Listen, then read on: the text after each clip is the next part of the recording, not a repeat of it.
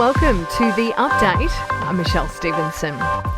The Treasurer is standing by a new strategy for tracking the wellbeing of Australians. That's despite revelations that part of the policy actually relies on data from 5 years ago.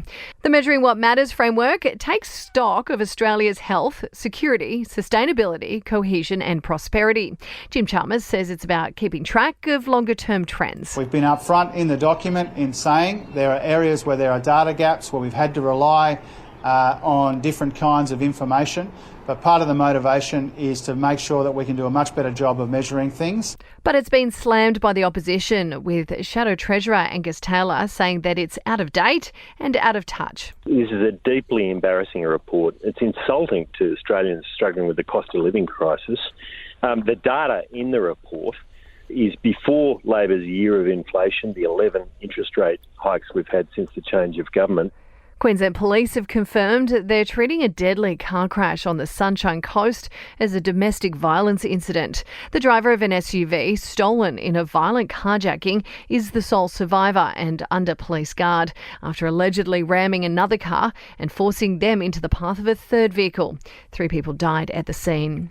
Victorian officials involved in the Commonwealth Games fiasco reportedly knew the estimated cost of running the event had blown out before the May budget.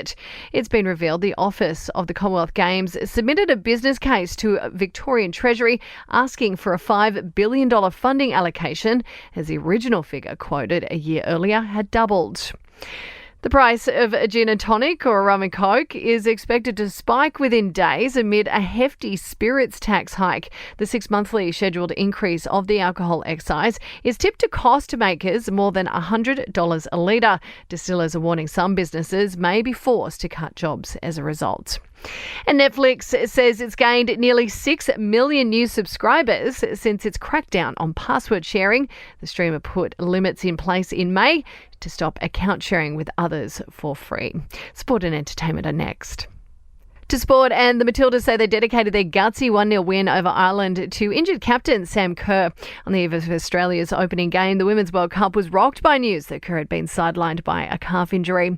And Super Netball's vacant 8th licence will be filled by a team in Melbourne's southeast.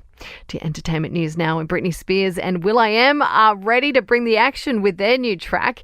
The pair releasing Mind Your Business, a song which calls out the invasive paparazzi. Hugh Jackman is making the most of his time off as filming for his latest movie is put on pause due to the Hollywood writers' strike. The Aussie actor and his wife Deborah Lee Furness hitting the town in London as production on Deadpool 3 is halted indefinitely.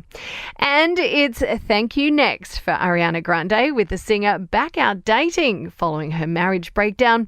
The 30-year-old who recently revealed she's separated, now apparently hooking up with her Wicked co-star, Broadway actor Ethan Slater. That's the latest from the Nova Podcast News team. We'll have another episode of The Update for you tomorrow. I'm Michelle Stevenson.